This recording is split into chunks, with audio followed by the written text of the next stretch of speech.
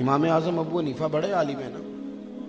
اب تو میرا ایک کلاس فیلو ایک دن تقریر کر رہا تھا تو کہہ رہا تھا کہ جناب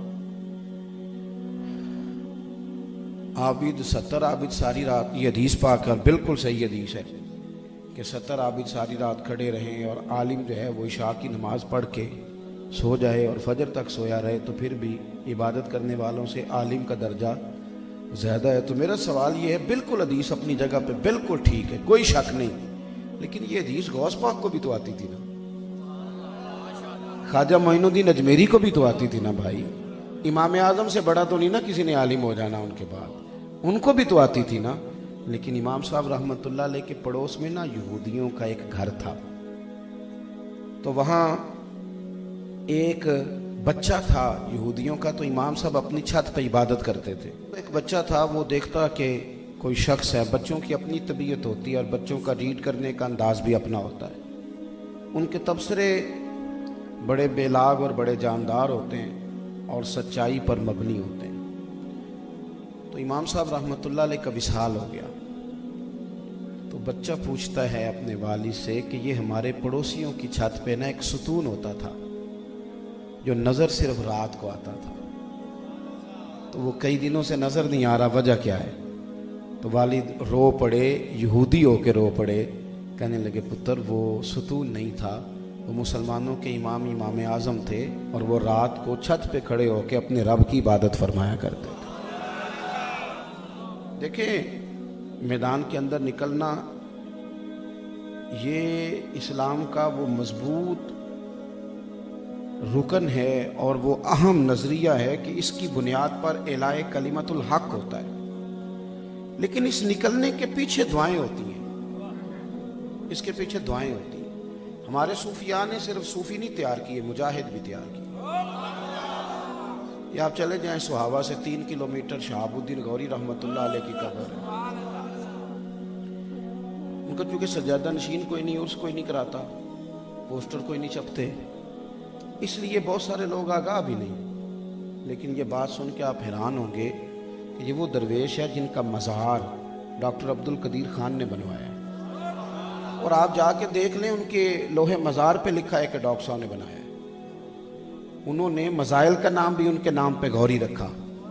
لیکن آپ یہ مطلب آپ کو میں ہندوستان جانے کی بات نہیں بتا رہا، امریکہ افریقہ کی نہیں، یہ آپ کے ہاں یہ سہاوا ہے، 3 کلومیٹر اندر جائیں شہاب الدین غوری کی قبر پہ لوہے مزار پہ جو پہلا جملہ لکھا ہے وہ یہ ہے کہ منظور نظر خواجہ معین الدین چشتی. لیکن جو آخری بات لکھی ہے وہ رونے والی ہے.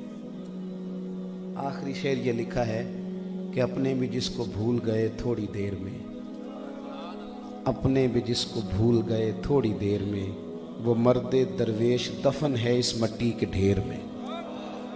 بھلا دیا لوگوں نے، بھلا دیا.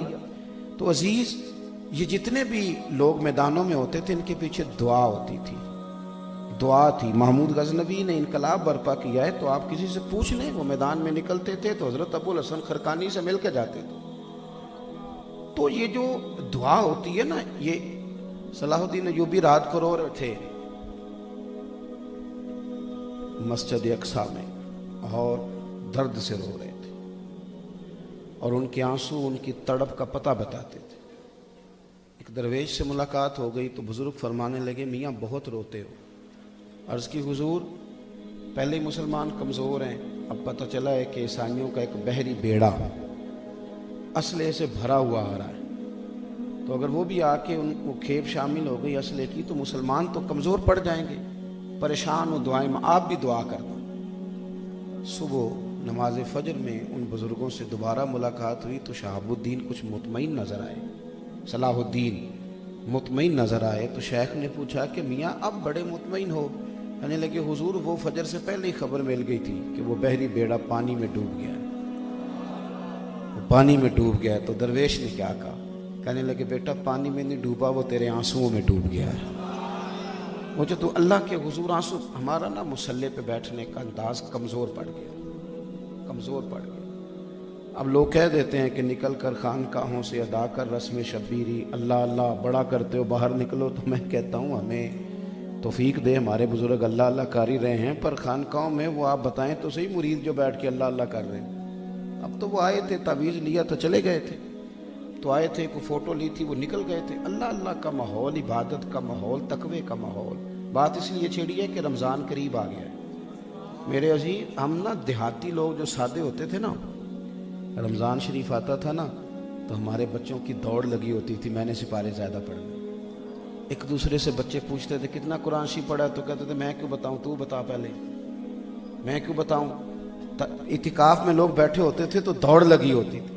کیا کریں، جو قوم پاسپورٹ کے دفتر 1.5 گھنٹہ کھڑی رہتی ہے اور جو قوم امیگریشن کے لیے 2.5 گھنٹے لائنوں میں لگتی ہے، جو دفتر میں معمولی کام ہو تو کئی گھنٹے کھڑی رہتی ہے، وہ تراویح کے 45 منٹ کھڑی نہیں رہ سکتی۔ وہ دلیلیں ڈھونڈتی پھرتی ہے کہ 20 پڑھنی تھی کہ 8 پڑھنی تھی، وہ دلیلیں ڈھونڈتی ہے کہ یہ اس کا درجہ واجب کا ہے اور سنت ہے، تو کون سی والی سنت۔ تو بھائی ایک تو یہ یاد رکھیں کہ اللہ کا ولی اللہ کا دوست ہوتا ہے، اس کا مسلح آباد ہوتا ہے۔ دوسری بات یہ کہ اس کی ترجیح اللہ رسول ہوتے ہیں۔ انسان کی ترجیحات ہے نا، کچھ لوگوں کی ترجیح پیسہ ہے۔ مشکاہ شریف میں حضرت عبداللہ ابن عمر رضی اللہ تعالیٰ عنہ کی حدیث موجود ہے، حضور فرماتے ہیں بڑا لعنتی ہے جو درہم و دینار کا بندہ بن گیا ہے۔ پیسے مل جائیں تو راضی ہے۔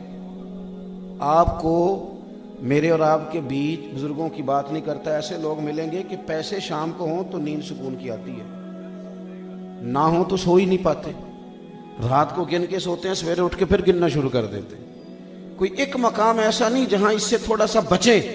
خدا را سمجھ لیں، ترجیح پیسہ ہو جائے تو بندہ گیا۔ کچھ لوگوں کی ترجیح شہرت ہے۔ آپ یقین کریں کہ اپنی فوٹو دیکھ کے راضی ہوتے رہتے ہیں، اپنی فوٹو دیکھ کے خوش ہوتے رہتے ہیں۔ کچھ کی ترجیح تعریف ہے، اور جھوٹی کریں یا سچی کریں تعریف کر دیں۔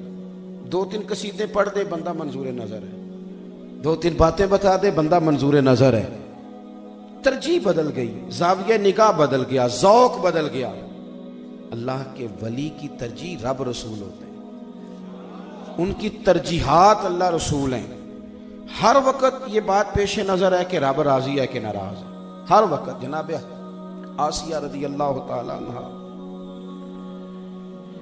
حضرت موسیٰ کلیم علیہ السلام کا کلمہ پڑھ گئی۔ امیر آدمی غریب ہو جائے تو اس کے لیے بڑی مشکلات ہو جاتی ہیں، بگڑی ہوئی عادات ہوتی ہیں، گزارا نہیں کر پاتا۔ غریب اگر امیر ہو جائے تو کام چل جاتا ہے۔ اب ایک خاتون ملکہ رہی ہیں، ملکہ خاتون اول، بڑے ٹھاٹ باٹ دیکھے، اب وہ کلمہ پڑھ گئی۔ پہلے تو فرعون نے ان کو نفسیاتی طور پر ٹارچر کیا۔ آج ہمارے ہاں نا، پہلے ہمارے ہاں دیہاتی ماحول کے اندر دو بدو لڑائی ہوتی تھی، بات ختم ہو جاتی تھی۔ اب لڑائی نہیں ہوتی، اب سازش ہوتی ہے۔ اب لوگوں کو نفسیاتی تکلیف دی جاتی ہے، اعصابی طور پہ پریشان کیا جاتا ہے۔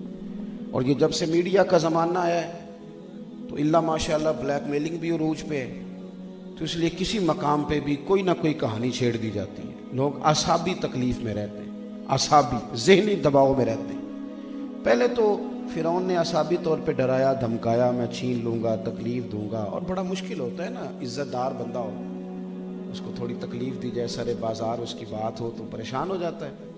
لیکن جناب آسیہ خاموش رہی، پھر گھر والوں کو بلایا، کہانی سنائی، داستان سرائی کی، سخت جملے کہے، پھر بھی خاموش رہی۔